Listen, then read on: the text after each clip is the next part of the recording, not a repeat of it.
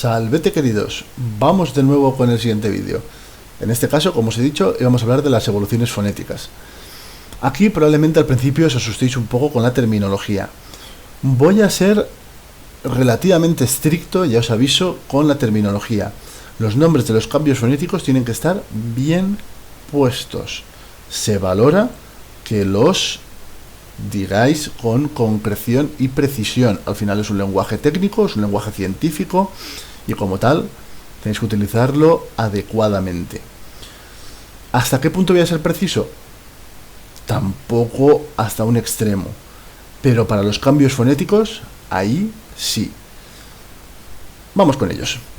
Lo primero que para esto tenéis que mirar es las hojas de evoluciones fonéticas. ¿Vale? Entonces aquí hay una serie de conceptos que vamos a estar utilizando continuamente, que son fonema, grafía y estos cambios fonéticos. El de fonema es sencillo, en esencia equivale a sonido, ¿vale? Son los sonidos que permiten distinguir las palabras entre sí. O sea, no es lo mismo, por ejemplo, yo que sé, casa que cata que cada. Ahí el tercer fonema, el tercer sonido, es el que nos permite distinguir estas tres palabras entre sí. Lo mismo sucede, eso para los fonemas. La grafía, en cambio, es cómo se escribe, es la letra en sí escrita. Generalmente en castellano un fonema se corresponde con un grafema, es decir, cada sonido suele tener una letra, aunque hay excepciones. Entonces, por ejemplo, el dígrafo o la grafía compuesta por dos letras, QU, nosotros la leemos como una K. Aquí dos letras equivalen a un solo sonido. Pero bueno, generalmente el castellano para esto se porta bastante bien y tenemos para cada letra un solo sonido, un solo fonema. Bien, respecto a los cambios fonéticos, los tenéis aquí en esta hoja, ¿vale? Son estos 7 que hay. 7, 8, vaya, pues 8.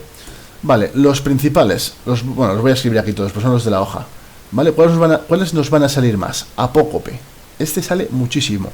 En esencia, apócope significa que el fonema final desaparece.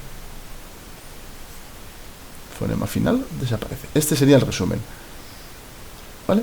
Después, otro que nos va a salir mucho es la palatalización, que yo llamaré platanización sistemáticamente, ¿vale? ¿Por qué? Porque me hace gracia y si algún día alguno se equivoca, me reiré mucho. Eso es un plátano, sí, por si alguno no lo adivinaba. ¿Vale? La palatalización implica cambios fonéticos producidos por la cercanía de alguna E o de alguna I. Y estos sonidos pasan a pronunciarse palatalmente, es decir, subiendo la lengua hacia el paladar. Hablaré más a continuación de esto.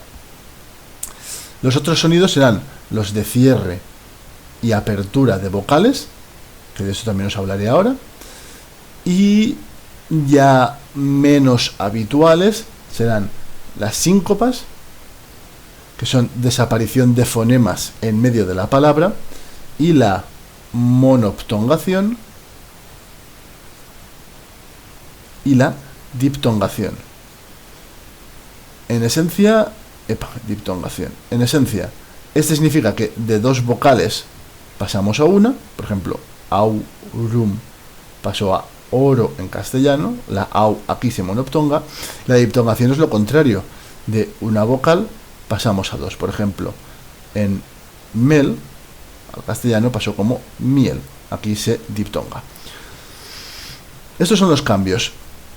Os he dicho que os iba a hablar de todos estos, así que vamos con ellos. ¿Qué pasa con todo esto? Que los sonidos se clasifican según cómo se pronuncien. Entonces, por ejemplo, las vocales, si las pronunciáis ahora en voz alta, veréis que la A es la más abierta, la E y la O son las segundas más abiertas y la I y la U son las más cerradas. Entonces, cuando haga este movimiento, es decir, de una A pase una E, o de una E a una I, o de una O a una U, diremos que en ese caso, de más abierta a menos abierta, se cierra. En cambio, si el movimiento es a la inversa, se abre. Generalmente, en el paso del latín al castellano, casi siempre se abren. ¿Vale? Por ejemplo, lupum pasó a lobo. las dos U's se abrieron. ¿Vale? En el caso de las consonantes, la clasificación es algo más compleja, pero se basa en lo mismo, en cómo se pronuncian. Entonces tenéis principalmente lo que son las oclusivas y lo que son las líquidas. Las oclusivas además se distinguen entre si son labiales, dentales o guturales. Esto hace referencia a dónde se pronuncian. Y luego además si son sordas o sonoras. Que esto hace referencia a cuánto cierras el aire al pasar para pronunciarla. Entonces, para que os hagáis una idea. ¿Cuáles son las labiales? Las que pronunciamos con los labios.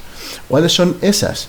La P y la B. Si las pronunciáis ahora veréis que la P cerramos los labios del todo, mientras que en la B los cerramos del todo pero con mucha menos fuerza.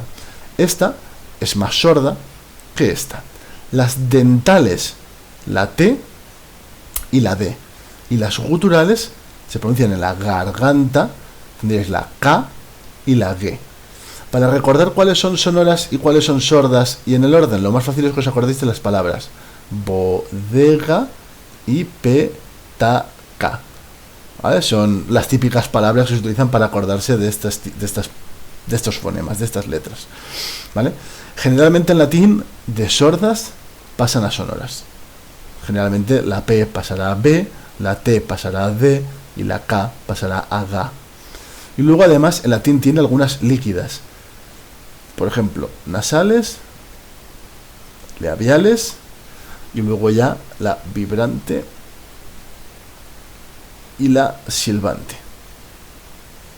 La silbante es sencilla, es la S, y la vibrante también es sencilla, es la R. En cambio, la nasal es la N y la labial es la M. Fijaos, se les llama líquidas porque no cierran el aire como estas, lo tapan distinto. De estas, la N, si os fijáis, se nota muy bien cuando estás muy constipado o te tapas la nariz. Por ejemplo, y ahora por pronunciar tengo la nariz tapada. La N estoy sufriendo bastante, me cuesta mucho. ¿Por qué? Porque es un sonido, un fonema, que se articula en la cavidad nasal. Entonces, si te tapas la nariz y no puedes por ahí pronunciar igual de bien, pues la N te va a costar. En cambio, la M es parecida a la P, es parecida a la B, pero fijaos que se le llama líquida porque es como que el aire se desliza como si fuera un poco más líquido, ¿vale? Todo eso son metáforas un poco extrañas, pero la idea es que estas cierran mucho, estas menos y estas menos. ¿Vale? Y luego además también hay algunas letras por ahí más, pero que estas no cambian y por lo tanto no las voy aquí a comentar, como la F, ¿vale? Pero la F nos da, por ejemplo, aquí en latín bastante igual, porque al castellano se ha simplificado. Técnicamente, si alguno lo quiere saber, la F se le llama fricativa, ¿vale? Porque es como que se produce un free, ¿vale? Un friegue, una frotación en los labios a la hora de pronunciarla. Pero la F nos da bastante igual. ¿Hasta aquí claro? Espero que sí. Entonces, ¿qué es lo que vais a tener que hacer con las normas de evolución fonética? Aquí lo tenéis todo explicado, ¿vale? Todo muy bien, todo bonito, lo de las vocales cerradas y abiertas, palatal, en fin, todo aquí, todo precioso, ¿vale? También os he puesto las que hay en castellano. Cuando hablemos de que algo se palataliza, es que pasa generalmente a uno de estos sonidos, ¿vale? N, ñ, ey o ch, y también después, un poco extraño, la z. Eso ya lo veremos en su momento. Bien. Entonces lo que quiero que hagáis es que de todas las palabras de la norma 1 y la norma 2 me digáis qué han dado en castellano. Quizá alguna de ellas no os suene. En el caso de que no la conozcáis, buscadla en el diccionario y eso que os lleváis, ¿vale? Eso que aprendéis. Pero del 1 y del 2 quiero que me digáis todas estas palabras que han dado en castellano. A ver, del 1 y del 2 serán pocas. Y también del 3, ¿vale? Con que hagáis realmente las dos columnas de cada una de ellas, me vale, ¿vale? Con que hagáis estas, estas y estas. Tampoco quiero que con estos matéis. Además, estos son muy fáciles y no dan ningún problema. Lo que sí que quiero que hagáis, bueno, es el repaso. Aquí quiero que describáis bien los cambios. Entonces, voy a repasar qué cambios son los que hemos visto. El primero, apócope de la M final. Aquí me gustaría que lo dijeseis bien, es decir, el nombre de ese cambio fonético entero sería apócope, apócope de la consonante líquida labial, y si podéis añadir final, mejor aún. Entonces, apócope es que desaparece la última letra. Lo estamos repitiendo dos veces, pero así queda más claro. Decimos que es una consonante, decimos que es líquida y decimos que es labial. Con esto la describimos. Entonces pondríais, pues, apócope de la consonante líquida final, o sea, labial final. En el caso de arietem, lo que tenemos es que ha dado ariete, sin más. O sea, aquí lo que describiríais es apócope de la consonante líquida labial final. Este cambio se produce en absolutamente todas las palabras al pasar del latín al castellano. Todas ellas pasaron del acusativo, pero sabréis que casi siempre acaban en M, y perdieron esa M del acusativo al pasar al castellano. El segundo cambio es el apócope de la E final. Este también es generalizado, ¿vale? Puede ser que os encontréis con algún caso en el que no. Realmente no, ¿vale? Esta E también va a desaparecer prácticamente siempre. Entonces, lo mismo. Apócope de la vocal E final. Si podéis decirme palatal, bueno, bien, pero aquí no os obsesionéis, ¿vale? Esto ya entiendo que es más difícil, pero este que va a saliros siempre, este ponedlo tal cual. Bien, el tercero, en posición final átona, U se abre en O, ¿vale? Fijaos que yo aquí lo pongo abreviado, pero vosotros lo tenéis que decir bien. Que sería, en posición final, tendréis que poner, esperad, si lo quisierais describir, por ejemplo, aquí tenemos atrium. ¿Qué da atrio? ¿Qué dos cambios hay? Apócope de la consonante final labial líquida. Me faltaba una. Y después B. Apertura de la vocal átona final U. De aquí, estrictamente, ¿qué es lo que hace falta decir? Apertura de la U. Pero si podéis poner de la vocal átona U, mejor. Si podéis poner apertura de la vocal átona final U, muchísimo mejor. Yo os recomiendo que lo hagáis y que pongáis siempre estos dos cambios. Y después, el último cambio tiene un nombre, si quisiésemos poner un nombre técnico, será bastante complejo. Así que quedaos con que la X pasa a J.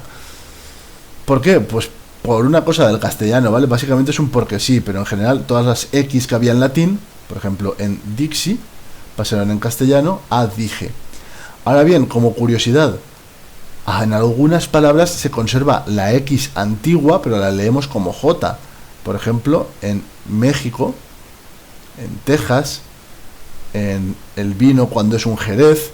Aquí, fijaos que la X la leemos como J. No es que esté mal escrito.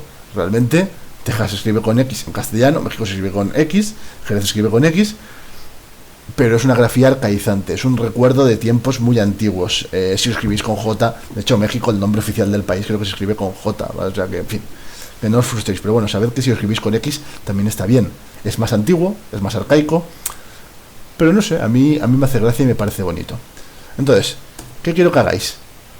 Aquí ponéis al lado, sencillamente, si lo tenéis impreso y si no lo escribís, que ha dado en castellano cada una de estas 8 palabras. Aquí, aquí y aquí. ¿Vale? De la 4 no hay ejemplos. Y después, aquí sí, de estas 2 primeras columnas, quiero que me escribáis bien qué cambios han sufrido. Entonces, por ejemplo, procónsulem, ¿qué ha dado esto en castellano?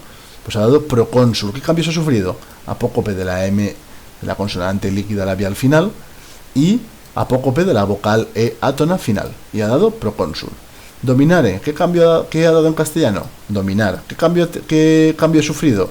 Pues sencillamente el apócope de la vocal E final. ¿Vale? Entonces, esto que acabo de hacer yo aquí con estas dos, quiero que lo escribáis bien con todas estas 2 columnas. Y lo de fonética es esto. Os va a resultar sencillo, pero vamos a practicarlo para que lo hagáis bien y que ese medio punto esté asegurado. Entonces, empezad ya con estas palabras e id haciendo. Cualquier duda, por supuesto, me escribís. Así que, vale, y hasta la próxima, queridos. Sed felices.